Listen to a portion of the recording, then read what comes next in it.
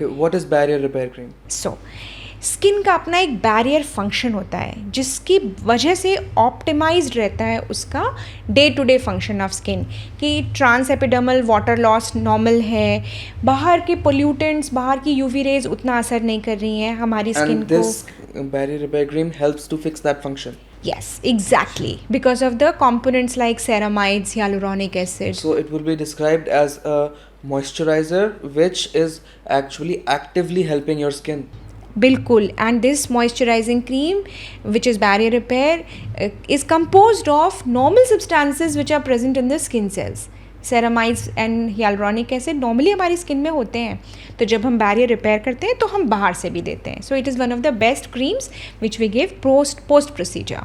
वैसे हम थोड़ा सा light steroid plus antibacterial cream का कॉम्बिनेशन 2-3 दिन के लिए देते हैं सो दैट हीलिंग हो जाए and then we shift up to barrier repair. इस बैरियर रिपेयर क्रीम में क्या होता है जो आप देते हैं पेशेंट्स को?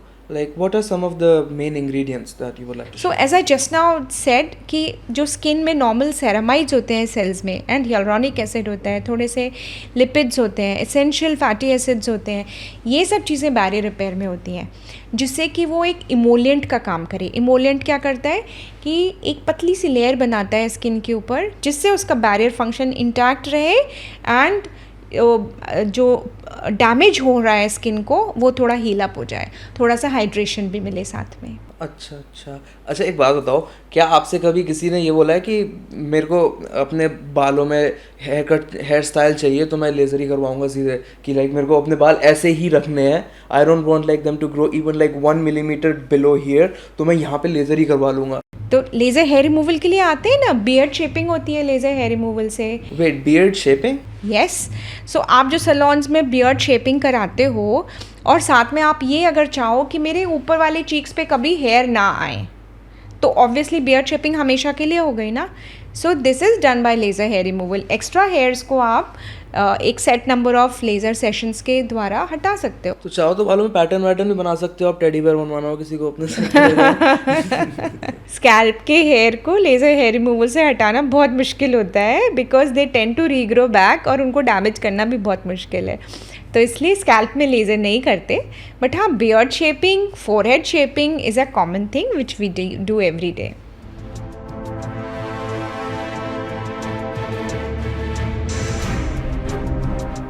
Welcome to our new segment. This new segment is hypo versus hyperallergenic. आपको जो भी चीज़ जाननी है आप कमेंट करो, हम अगली बार से उसे लेके आएंगे और हम बताएंगे आपको कि क्या वो हाइपो एलर्जेनिक है या फिर वो हाइपर एलर्जेनिक है. सो इस बार का हमारा पॉडकास्ट जो है इसमें हम अपना नया सेगमेंट स्टार्ट कर रहे हैं. तो हम लोग हर वीक ये सेगमेंट लेके आएंगे. अब हर वीक नई नई चीज़ें लोगों को बताएंगे कि ये हाइपो एलर्जेनिक है या फिर हाइपर एलर्जेनिक है. Okay. बहुत टिपिकल चीज़ भी हो सकती है, बहुत कॉमन चीज़ भी हो सकती है. Done. जो भी लोगों को देखना चाहें लोग, ठीक है ना. तो let's start. So our first ingredient is aloe vera. Aloe is a loved component of many things, many skincare products. It's like the noble gases of skincare ingredients. हाँ, it is said to be a humectant. वो आपका hydration बढ़ाएगा और वो dry skin को भी चाहिए, oily skin को भी सूद करेगा. So in fact aloe vera mostly soothes all skin types. So aloe vera का जो प्लांट है, कई बारी मैंने देखा है अपने नेबर्स को, वो उसका अंदर का जेल निकाल के they keep applying on their face और ऑन देयर हेड. उसमें आप कोई भी ऑयल मिला के हेयर मास्क बना लो, फेस मास्क बना लो. So it usually suits all the people. Item number 2, क्या आप गेस्ट करना चाहेंगे क्या आइटम नंबर 2? नहीं, आप बताओ. चलो मैं बता ही देता हूँ, अब इतना बोल रहे हो तो. आइटम नंबर 2 है हमारा शिया बटर, जो कि शिया ट्रीज़ के नट्स में से निकाला जाता है. यूजुअली वेस्ट अफ्रीका से आता है. हाँ, यस.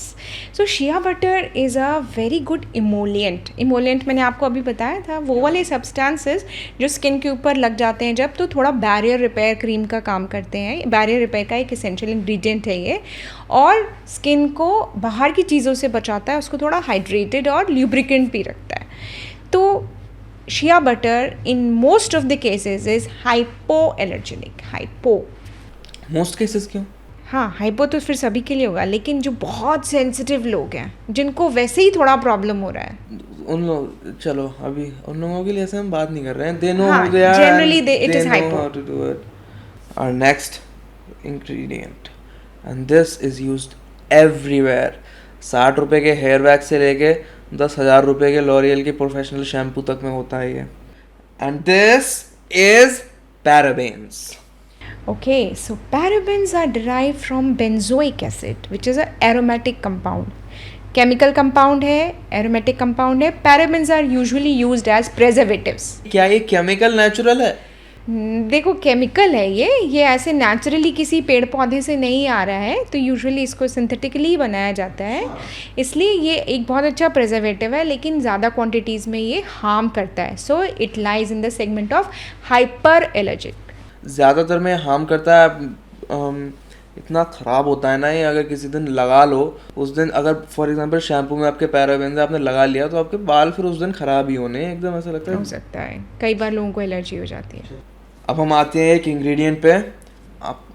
मैं आपको बताऊंगा ये कहाँ से शुरू हुई थी इस इंग्रेडिएंट की कहानी, और आप गेस करना ये कौन सा इंग्रेडिएंट होगा. ये इंग्रेडिएंट पता है कहाँ से आया है? पहले जब पहली शार्क मारी गई थी तब उसके लिवर के ऑयल से निकला था.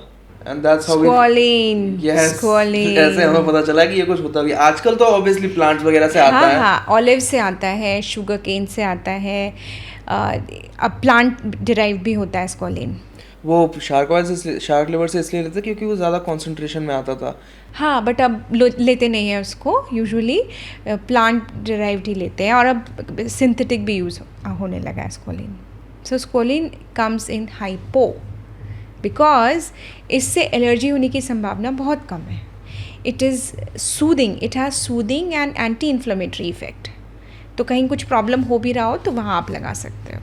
मैं ये नहीं कह रही हूँ स्क्वालिन की शीशी खरीद लाओ, बट आप अपने इंग्रेडिएंट्स में देखो, अगर स्क्वालिन है तो यू कैन बी थोड़ा सा assure that this is a hypoallergenic substance. तो अब स्क्वालिन भी is a kind of oily substance है ना. तो now let's move on to essential oils, क्योंकि पूरी कंपनियां बनी हुई हैं इस चीज़ पे और सेलिंग एसेंशियल ऑयल्स. हाँ जी. तो अगर आप गूगल करोगे ना एसेंशियल ऑयल्स क्या होते हैं, तो ये आप प्लांट बेस्ड चीज़ों को अगर आप कोल्ड प्रेस करो या फिर उनको डिस्टिलेशन के द्वारा उनमें से ऑयल निकालो तो वो एसेंशियल ऑयल्स हैं. जैसे lavender oil, rosemary oil, sesame oil and so many kinds of oils. अब ये बहुत क्रूशियल है आपको पता करना कि आप इससे एलर्जिक तो नहीं हो, क्योंकि देखो इनका एक तो कंसंट्रेशन बहुत मैटर करता है. अगर मैंने रोजमेरी ऑयल या कोई ऐसा लैवेंडर ऑयल ज़्यादा कंसंट्रेशन में अपने फेस पे लगा लिया तो हो सकता है मुझे उससे एलर्जी हो जाए.